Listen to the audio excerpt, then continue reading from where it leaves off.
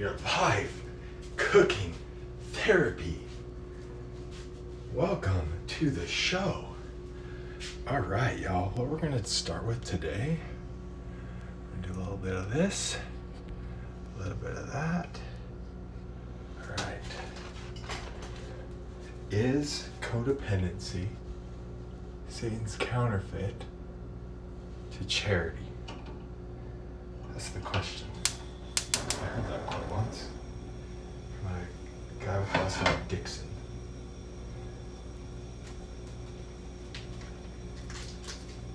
Codependency is not self-serving. Like when you are codependent on someone, you need someone else.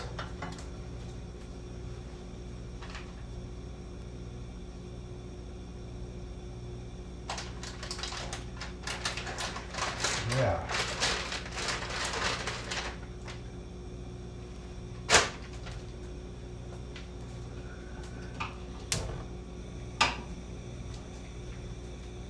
Huh. I'm just thinking.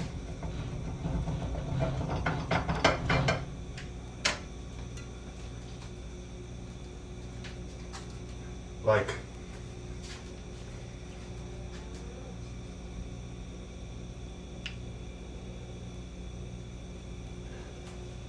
okay, so I'm in this phase right now where I'm like trying to work on myself, right? Like really hunker down and like get disciplined with working out, get, no excuses with a lot of things, right? Because it's just like the pain of not being quote unquote stable. I'm getting sick of it. The pain of not being self-reliant. It's just like, it's annoying. So it's like, okay, well, you gotta do some work. You gotta do some work. You gotta change some things. You gotta change some behaviors. And it's really weird because things like I enjoy dating. I enjoy all aspects of it. Like there was a really cool girl I was dating. Really cool. And it was just like, I've kind of walked away because like, I'm like, I gotta work on me,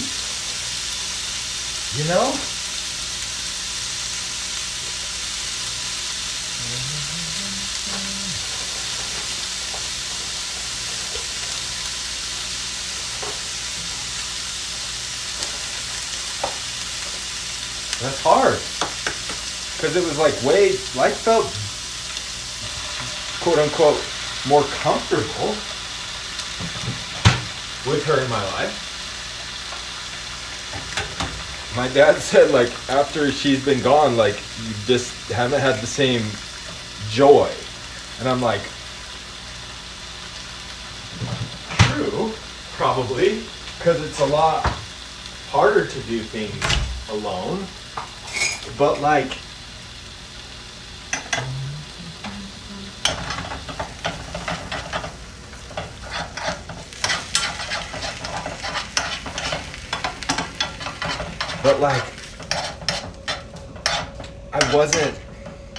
I was being comfortable and I wasn't doing a lot of the things I knew I should be doing. Does that make sense? Like, it's like, I want to level up. I want to have more mental clarity, physical fitness clarity. I want to be more financially clear. I want to, go after the dreams and accomplish my purpose, right? Like helping people feel understood and spreading light, protecting the children. Like, I want to build this media company. Like, I would love to, really make a difference, Dream big, do good, live gratefully. And it's like, okay, well, that may take some sacrifice, pal. And I feel like that's one of the areas I had to sacrifice. But then I'm like, well, like it's weird because I'm like, now that it's like gone, that like I've just totally gotten off all the apps, and now I'm like, oh man, like I'm like, there's this, I don't know if it's like, I'm just like, I need to be dating. But then I'm like, do I? Am I gonna go in that cycle, or do I need to, like, am I being codependent of dating? Does that make sense? Or do I need to just like hunker down and like just be like, hey man, you're going to date again someday, but you've got to like get the stuff, like get to a better place. You know? You've got to.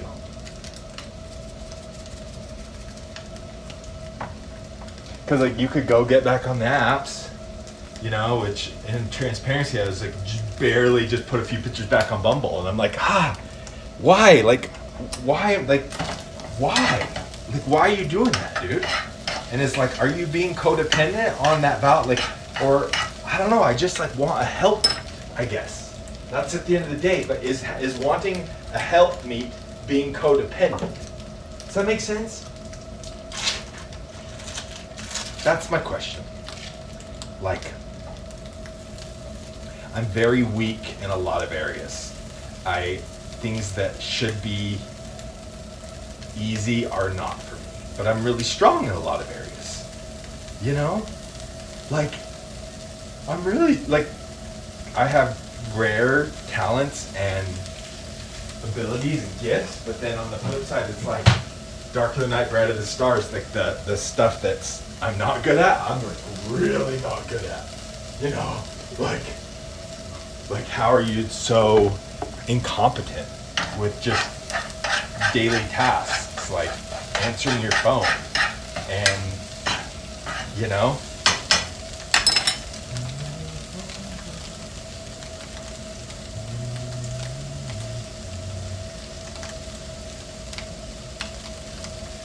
Like it's weird, like the stuff that like my brain struggles with is just like, it really is like, I don't get it. Ooh, we're gonna put some queso in here.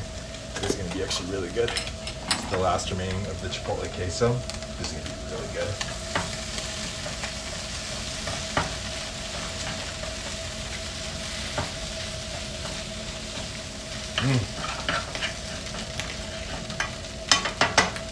And we're gonna put a little salsa.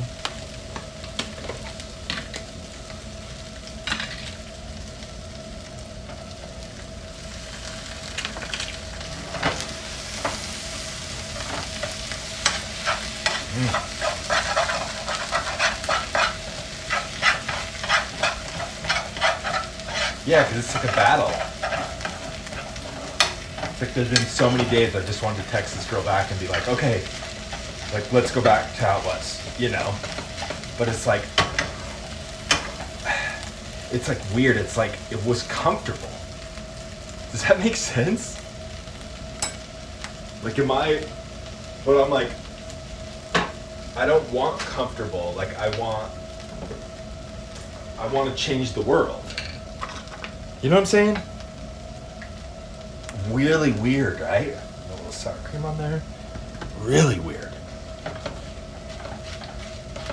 But am I self-sabotaging? Like, because I don't feel like I deserve comfort. Or like, you know, I don't know. It's like my sponsor's like, okay, like they recommend not dating people for a while. And the way he put it, you know, the 365 days, it's like we did this whole thing in the ranch, like where we like the myths of, you know, like dating and this is an addict or whatever, you know? And it's like, the thing I like that he says, you're going to be a different person in a year. And I'm like, okay. And I guess like, that's like, it's like,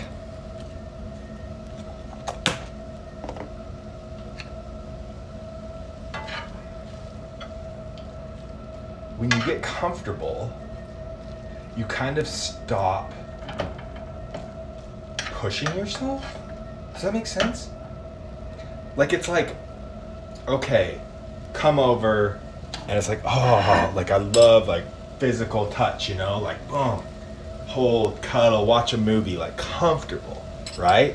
And it's like, but like doing that, it's like, that's not paying the bills that I need to pay. Does that make sense? But what's so hard, like, and it's like, you've got to be able to do that. But what's so hard is like when I'm not, it's like, when you're not dating someone, are you always working the whole time, or are there times you're just being comfortable? It's like, well, yeah, but like, and it's like maybe that, like a little bit of that will help the other areas be better, even though like it's so weird. I don't, it's like, are you codependent on that? I'm gonna have a little bit of this on the plate.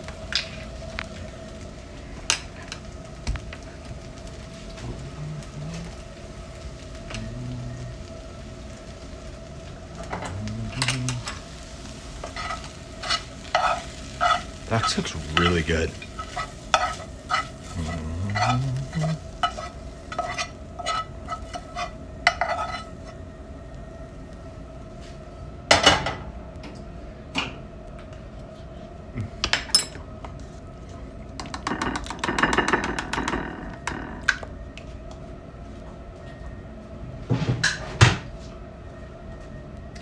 From our Day Star Rising while that cools down. Let's see what this has to say for us.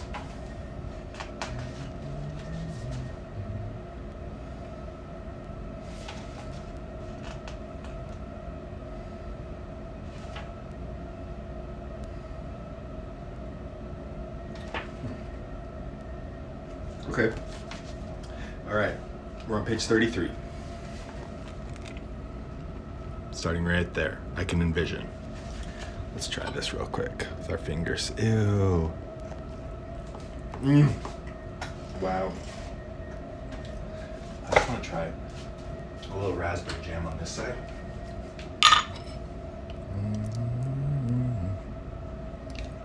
Little stuff over there.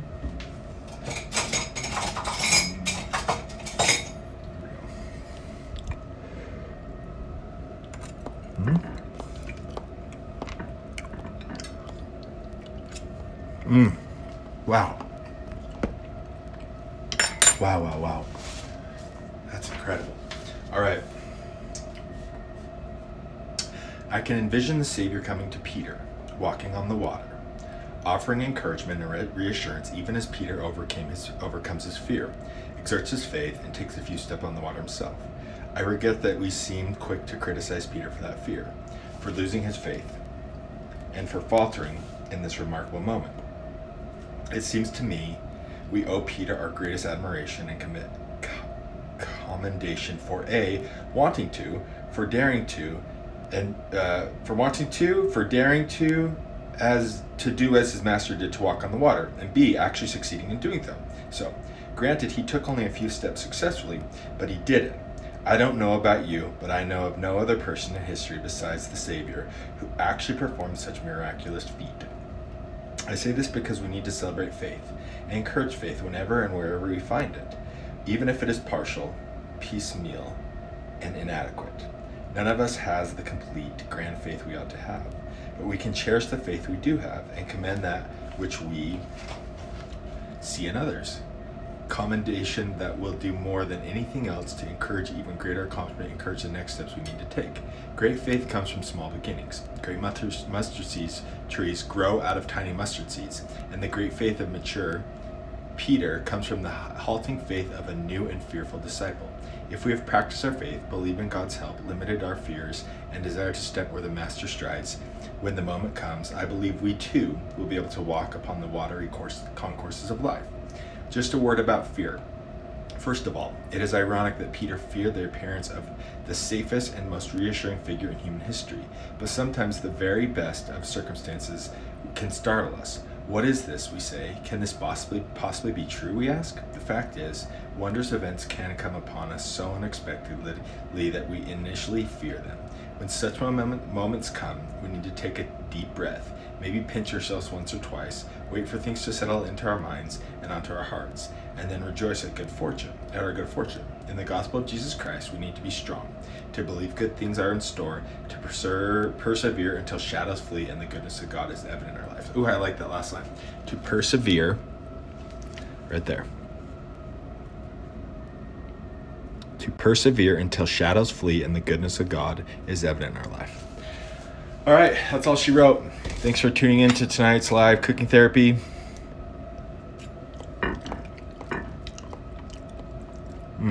That's good stuff, y'all.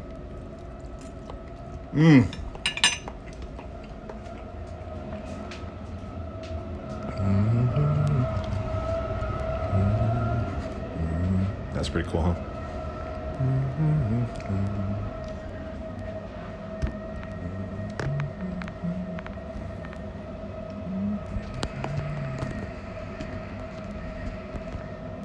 That's cool. That's really cool, actually. I'm gonna take a screenshot of that.